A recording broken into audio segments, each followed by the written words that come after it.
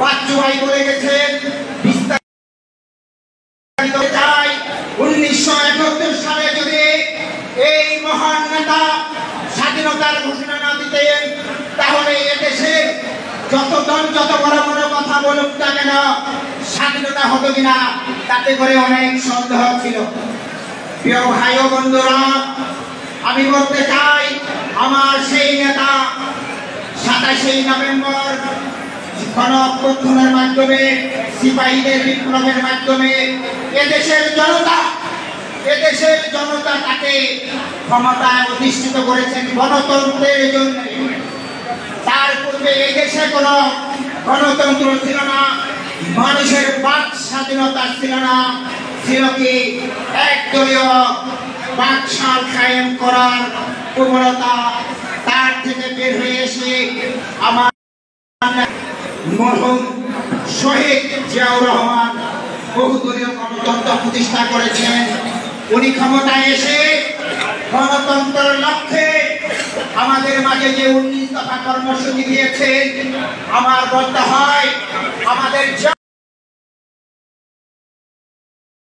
বক্তব্য রাখা উচিত। তাই আমার কেন্দ্রীয় নেতৃবৃন্দর প্রতি নির্দেশ থাকবে, আপনারা যারাই বক্তব্য দিতে আসবে তাদেরকে আপনারা বলবেন শহীদ রাষ্ট্রপতি জিয়াউর রহমানের সেই কর্মসূচি নিয়ে কথা বলার জন্য।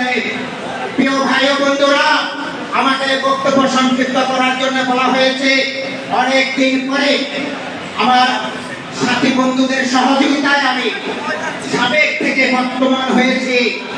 প্রিয় ভাই ও বন্ধুরা, আগামী দিনে এই স্বৈরাচার আওয়ামী সরকারের বিরুদ্ধে আন্দোলন করে তোলার জন্য আমাদের দেশরত্ন তারেক রহমান যে কর্মসূচি দিবে, সেই কর্মসূচিতে আপনাদের সকলকে অংশগ্রহণ করার জন্য এবং সকল কর্মসূচিতে আপনার সফল করার জন্য আমি আহ্বান জানিয়ে আমার এই বক্তব্য আমি শেষ করছি।